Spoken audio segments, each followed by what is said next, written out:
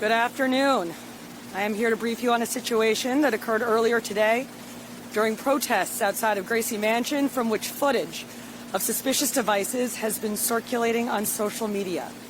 The information that I am about to provide is preliminary and it is subject to change. At approximately 11 a.m., two separate demonstrations, a protest and a counter-protest, commenced in the area of East End Avenue and East 87th Street. The initial protest, called Stop the Islamic Takeover of New York City, Stop New York City Public Muslim Prayer, organized by individuals associated with far-right provocateur Jake Lang, drew approximately 20 participants. The counter-protest, Run the Nazis Out of New York City, Stand Against Hate, took place nearby with roughly 125 participants at its peak. Both groups were separated into designated protest areas by NYPD officers. Shortly before noon, tensions escalated between individuals in the two groups. At 12:15 p.m., a protester associated with the Jake Lang group used pepper spray against counter-protesters and was arrested thereafter. At approximately 12:38 p.m., a counter-protester identified as Amir Balat, an 18-year-old man, lit and threw an ignited device toward the protest area, landing in the crosswalk of East 87th Street and East End Avenue.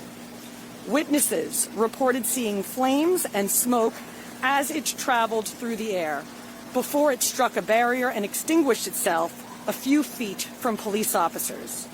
Mr. Balat then ran southbound on East End Avenue toward 86th Street and gets a second device from a man tentatively ID'd as Ibrahim Nick, 19 years old. Mr. Balat lights the device and starts running with it. He then drops the device on the west side of East End Avenue between East 86th and East 87th Streets. Officers immediately secured the area and they took both men into custody. This was all captured on NYPD Argus camera. The bomb squad responded and examined the devices. Based on preliminary examination and X-ray imaging, the devices, which were a bit smaller than a football, appear to be a jar wrapped in black tape, importantly with nuts, bolts, and screws, along with a hobby fuse that could be lit. At this time, we do not yet know whether the devices were functional improvised explosive devices or hoax devices, because we don't yet know if there was energetic material contained in them. Both recovered devices are being transported by the bomb squad in a total containment vessel to Rodman's Neck for further testing and analysis. Following the discovery of the devices, officers established a safety perimeter around the area and began a comprehensive search for any additional hazards. That includes canine sweeps as well as manual canvassing of the surrounding blocks, which includes inspections of garbage cans, underneath vehicles, and other locations where additional devices could potentially be hidden. These sweeps are still ongoing. In total, 6 arrests were made today in connection with the events. Those arrests include the 2 individuals responsible for handling and deploying the devices, the individual who used pepper spray earlier in the protest, and additional arrests related to disorderly conduct and obstructing traffic. This investigation remains active, and we will continue working to analyze the devices and to determine whether anyone else may have been involved. I have been in regular communication today with Mayor Mamdani about the situation. As of now, there is no indication that this is related to the ongoing hostilities in Iran, but the investigation is still ongoing given the heightened threat environment. Important to note, I always speak about the police running towards the danger when everyone else runs away. Let me be clear, that happened today. Officers, many of whom are here with me, ran toward a man carrying an ignited suspicious device.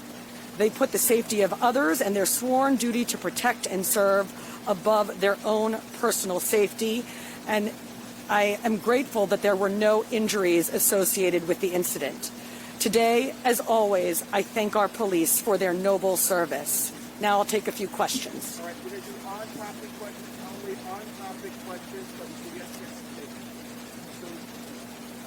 Hello.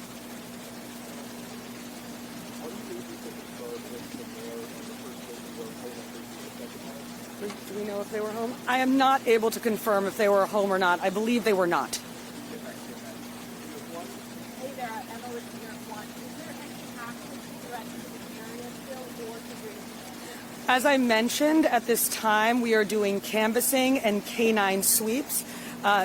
As of now, that canvass and those sweeps have not turned up any additional suspicious devices. Any other on-topic questions? Last person here. Yes, you're wrong with the CBS. Was there time between the pepper spray being sprayed and him being arrested? Because apparently there was a conversation happening, a frustration happening that NYPD did not act quickly to apprehend this person. As I understand, there was a period of time between the pepper spray incident and the arrest, and officers at the scene did their initial investigation and had to make sure that they were acting in a way that wouldn't further inflame tensions. So they made a strategic decision about how and when to conduct that arrest.